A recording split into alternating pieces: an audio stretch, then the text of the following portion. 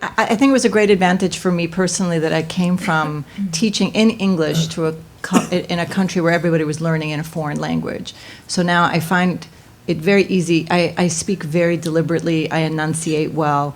I pronounce well. In the class that I teach in the master's program, I would say at least 20% of the students are from another country, and English is not their first language, and that's in my class of 80 students. I also have become much better.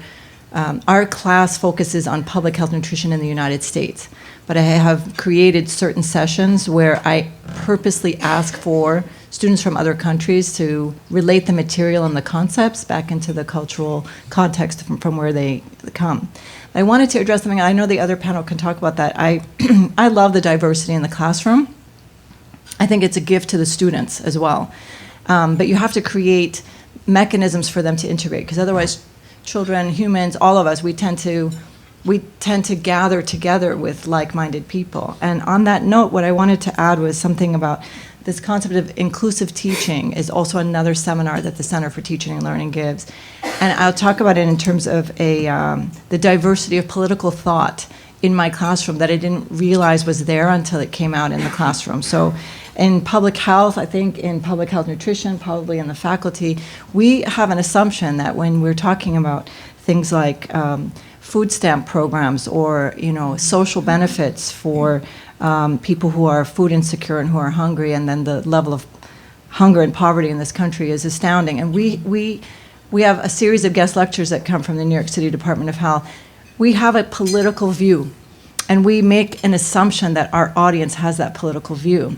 And we feel comfortable thinking that until there's a moment where a student either writes on an evaluation that I didn't feel comfortable with that, but I didn't feel like I had the voice to say my opinion. So we now try to create situations in the classroom where we look for and ask for student groups to give an alternate view to our political thought. And that has come up in a very ugly way when one student raised his hand and said, I pay taxes in this country. I should decide how those taxes are spent, and I don't think it should be spent giving food to people. And other people in the audience were astounded, and I was caught like unawares of how to handle that situation in the classroom. And I don't know what the foreign students thought about that at that time, but that has come up time and time again, and I've gotten better at addressing it right up front. In the first lecture, I talk about inclusive teaching based on some of the principles that have been given to me by this center, and it has helped a lot. I have found that some students from different backgrounds participate to a different degree, and certainly in some cultures, the expectation is that the students defer to the faculty and are, I find, very reluctant to sort of engage in a spirited discussion in the classroom the way American students have been trained to do. And that's been challenging for me in the classroom for a long time. And I've developed a few different sort of tricks of the trade to try to draw everybody out so that we can hear from everybody in the class.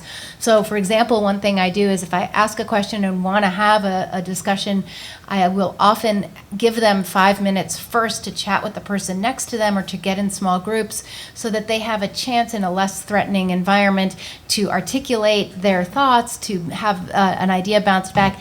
And I warn them, once you've done this, I'm now licensed to call on you because everybody's had a chance to prepare. And then I can sort of point to somebody in the back row and say, we'd love to hear your thoughts. And I don't feel like I'm putting somebody too much on the spot. But you do have to, I think, take into account sort of different cultural expectations of the teacher-student role. And the relationship. Yeah. And one other thing I'll add is with foreign students, I teach policy classes and government classes. And one of the classes I teach this fall is environmental policy.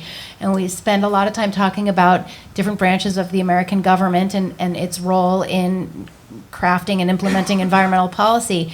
And I have had to remind myself that I have several students in the room who don't know anything about how American government is structured. And I have to provide that kind of information and make it comfortable for them to ask really rudimentary questions about, what is Congress kind of, and I can't expect that everybody is coming in with even baseline civics knowledge about the U.S. And that's hard for me to keep remembering when I'm teaching in that area, because I do tend to assume we have a common life experience here, and with foreign students you can't assume that.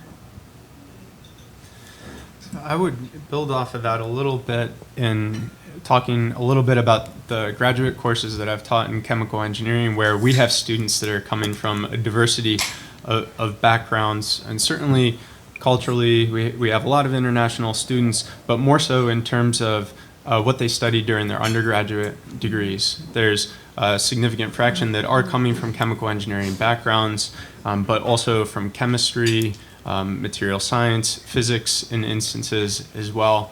So I have found it useful when I go about putting together material to cover a given topic to try to make sure that I'm teaching the basics about that topic, to make sure that students that may be very unfamiliar or are seeing this for the first time are able to get, but then at the same time maybe also include some aspects, some examples that are still going to challenge those students that have already seen the basic concepts before. And I found that to be quite useful in both of the graduate courses that I've taught. Another comment that I would add on to the previous panelists was when you have groups. I have, for my elective course, a group project at the end. And one thing that I've found to be helpful in assembling groups, I like to give students some choice over assembling their groups, but then I apply some constraints as well. So in my elective course, for example, it's a mix of senior undergrads, master's students, PhD students, and I've made the requirement that a group must be comprised of an undergraduate, master's student, and PhD students. So encouraging that mixing, because I think that there is a lot that students can learn from other students of different backgrounds. I think that really it's all about providing the options so that students have different learning approaches, have those options to learn. Certainly in the large required classes, and here we're talking about classes of 200, 300, 400 students, we tape everything. So those who really have a problem understanding can go back to the recordings, and they use that in those ways. Some students don't come to class and just listen to the tapes. That's fine too. That's their choice.